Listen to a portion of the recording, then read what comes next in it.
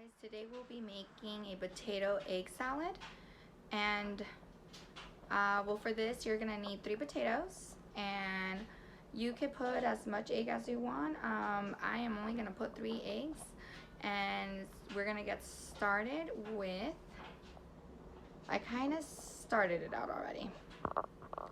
So as you can see over here, we have our 3 potatoes in water. They're already washed. And then we have here 3 eggs, and we're gonna boil it, get it to a boil, and peel the skin after that and rinse out the water, and I'll show you that process right now, but we're gonna get this to a boil first. Sorry, I forgot to mention that if you have lids for these, even better. So for the eggs, you're gonna need it about 20 minutes to boil, and it's gonna start boiling, as you can see, so we want it for 20 minutes. And for the potatoes, it's gonna be a little longer. You want it for about 30 to 35, even up to 40 minutes, depending how large your potatoes are. These I would go for 30 because there's 3, and the only way to check to see if it's if they're cooked or not is if you stick a fork in the middle, and you'll feel, you know, the difference as of they're raw and when they're cooked. It'll be really easy and smooth to get it in and to get it out. And as you can see, my potatoes have been boiling already, and this is what I mean to a boil. The water needs to be bubbly all the way through. I mean, everything has to be bubbly from everywhere. And then when they're cooked, like I mentioned, you stick the fork in and look, easy in and out. There you go. All of them. Check them all, because what if for whatever reason one's cooked and the other ones are not? And I forgot to mention that you want to get the water to cover the potatoes at least. So as you can see, because if you leave it where you're showing off the potato on your on top of the surface of the water, then that means that it's not going to cook all the way. Probably it could or can, because you have the lid on, if you have a lid on, but if you don't, you really want to make sure that the water is covering the potatoes. So that's what boiling means, and that's the same way that the eggs have to be boiled. And I already boiled my eggs, I already turned them off, so you can't see how it's boiling. There you go. So I'm gonna go ahead and let things cool down and come back and peel the potatoes and the eggs. I just drained them, and I'm gonna put some cold water. It doesn't matter because it's a potato egg salad. It's really in food that you should be eating it, not hot.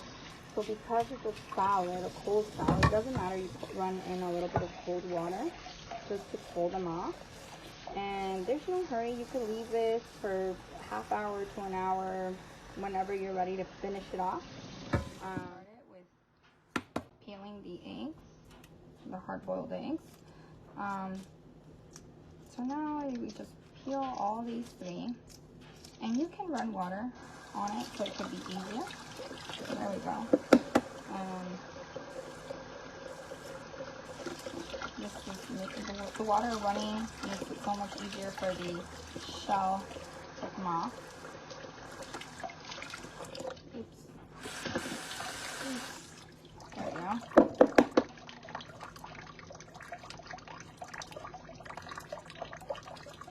I just want to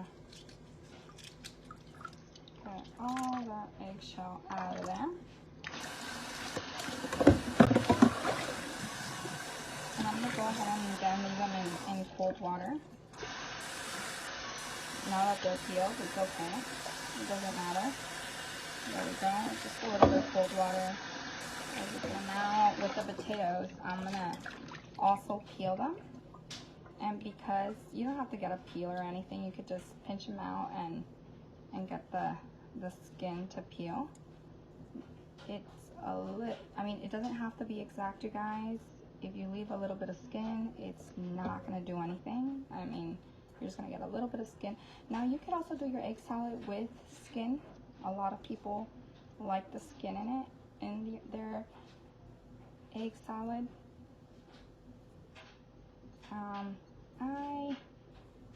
I prefer not to, but everyone has, I mean, I'll just leave a little bit.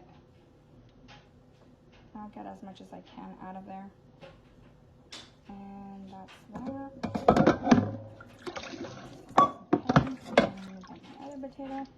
And we're going to do this to the other potato as well. So this is our second. We still have our third in there. Oh, this one was easier.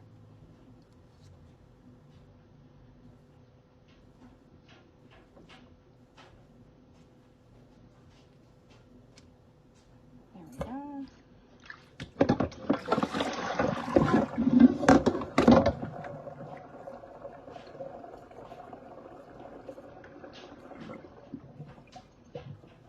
And to finish off and mix everything together, you're gonna need some mayo and mustard. Again, all this is as much as you like. I love mayo, but I wouldn't put too much in it. I would just say for this amount, I would say maybe about 3 to 5 tablespoons. And mustard, I would do maybe 3 teaspoons. Now, if you don't know what kind of, spoons, just remember the little spoon is the teaspoon. The big spoon is the tablespoon. So you want to get 3 of the little ones for mustard and 5, as much as 5. I wouldn't do no more than 5 for the mayo. So that's that. Everything is peeled and ready to go here, and I'm just gonna chop it all up, and I'll show you that right now. So here we have our potatoes and our eggs, and the potatoes, we're just gonna dice them, and also with the eggs, and it's gonna get, they are a little sticky, so they're gonna get sticky to your knife because they're really well cooked. And then we're just gonna, it doesn't have to be perfect, guys. Again, it's gonna be a little smush anyway. I'm just putting it right here to where I'm gonna end up mixing everything. So just to show you, I'm just gonna put it right over here because I don't have much space. And the same thing goes for the other potatoes. Do the same thing, dice. Now, the way I did it right now is that I cut it down the middle, all together. You don't want to do that. You could get hurt. So you just lay it flat like that, and then cut them in, and then just do that. And then here you have the other 2. See, they're all getting smushy and they're all everywhere. You just want to get little chunks. That's it, really. And then there you go. And you definitely want to make sure, if you're going to do everything all together, make sure you put a lot of cold water because these potatoes are still steaming. That means that they're still a little hot. Now I'm used to the heat. There's people that this would be, to me it's warm, to other people would be really hot. So please just be careful. After you cut them, I wouldn't recommend to put it in water because what's going to happen, you're going to lose the flavor. So these are all the potatoes. Now if you see like big chunks like this one, you might want to cut it like 2 or 3 times there. There you go. And this one's a little big too. There you go. That's it. So just kind of a little bite size. And then the egg.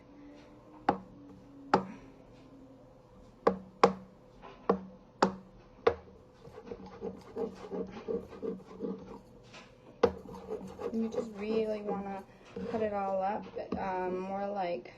more than diced. There we go.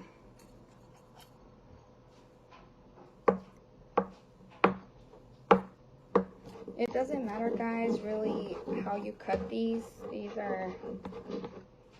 It's all gonna have mayo. We're all gonna mix it, and it's gonna end up even maybe even smaller than what I end up cutting it, because everything's gonna end up being smashed.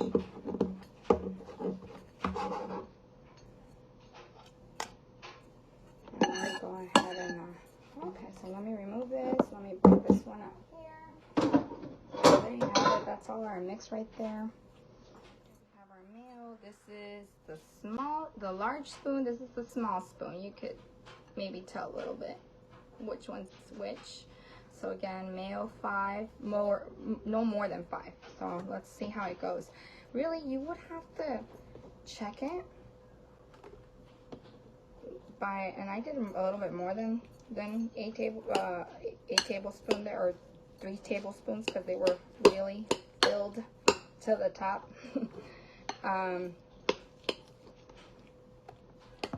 You wanna start mixing it and see if it needs any more. That's what you're gonna see. If it looks kind of dry, or that it needs more, then I would recommend to put more. And again, look, I'm kind of smashing it now to mix it to see. So if you see the mayo that's everywhere, and it's kind of all, I would say I'm gonna add 1 more, but I still need to get it better mixed. And you really want to get it really a really good mix there. And you know what? It's a little tiring. Maybe you want to get a better spoon, a bigger spoon, because this little, even though it's a tablespoon and it's a bigger spoon, the handle on it, can you see that's you know, you need to get a little bit of a better grip. Okay. So I like mayo. I'm gonna add 1 more. There we go. And now I'm not gonna mix it all the way, because remember we had said mustard. So I'm gonna get a better spoon, because this is not working out for me too well. We had said 3 tablespoons, teaspoons, I'm sorry. 3 teaspoons of mustard. Whoa. So this is about 1, 2, 3. On that one, I kind of shorted it a little bit. So there you go, 3. And I like relish. This is optional. If you have it, you could definitely put some. If you don't want any, it's okay. Not a lot of people like relish, but I'm just gonna put 1.5 or 2 tablespoons, 2 tablespoons of relish. Okay, now I'm gonna get a better mixer, because that's not working out for me. Now this is a spoon to mix stuff. Oh yes. And you just mix everything.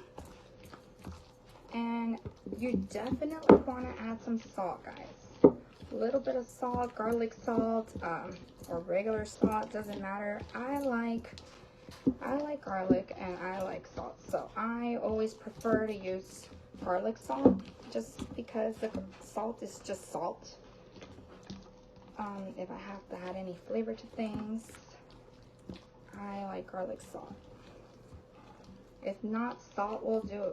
It's not a big deal, guys. It's the same, really. It's just the other one has a little bit of a garlic salt. I mean a garlic flavor. This is the garlic salt I use. And just a little bit. There you go. There you have it. You could eat it with tostadas, simply naked pita chips, or like I had mentioned, in a sandwich. Thank you for watching.